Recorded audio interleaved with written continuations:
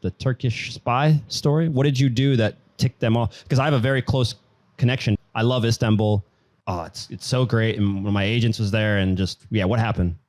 Well, it's funny. It's super prescient that we're talking right now because I just got detained again by the Turks. I was flying from Sarajevo to Athens, and I had a layover in Istanbul. And mind you, so I was deported. Well, I was never actually in the country. I was.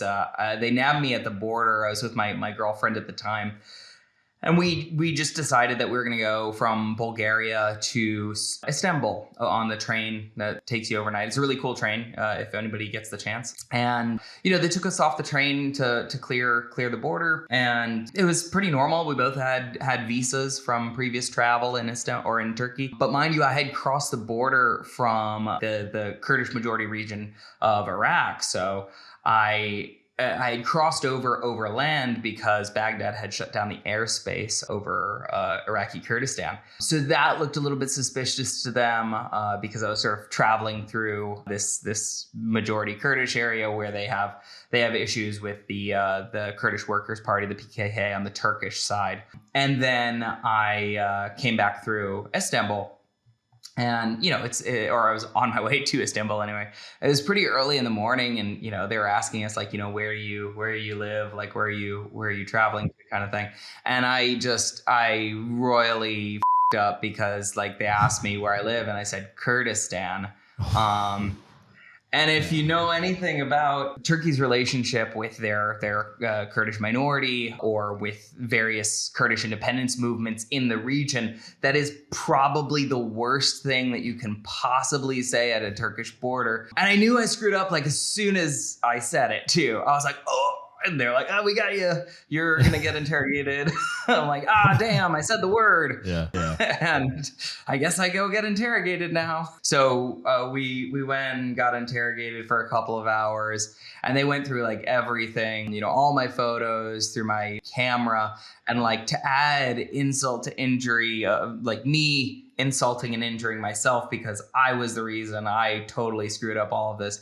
I had a camera that was like completely full of photos from a Kurdish referendum rally. So it was just nothing but Kurdish independence photos, just like 1,000 images of like Kurdish flags and stuff.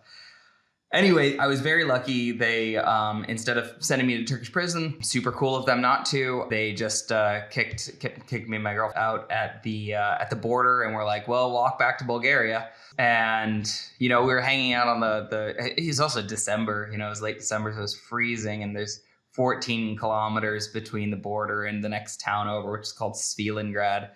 And as luck would have it, there was like one dude, like a taxi just driving through the border at that time. And fortunately, he let us in and drove us to 𝗪𝗏𝗪𝗏, because otherwise we'd just be walking all night. Yeah, I mean, I've flown through that airport probably 30 times since I was deported. No problems whatsoever. But then, the book comes out, and I have 2 Turkish police officers waiting for me at the gate and like checking everybody's passport until they found me. And so, yeah, I just got put in a room for a couple of hours, and it felt like they were trying to get me to say the word Kurdish, but I was like, nope, too fast for you now. I know exactly what not to say in your presence. Yeah. Yeah. This is the whole spy game, ridiculous, attached to bureaucracy and politics. And that's crazy. The thing is, it seems like such a waste to me, though. Like I'm a self-published travel writer. Like, those police officers could have been doing like something better with their time other than waiting for me. Right.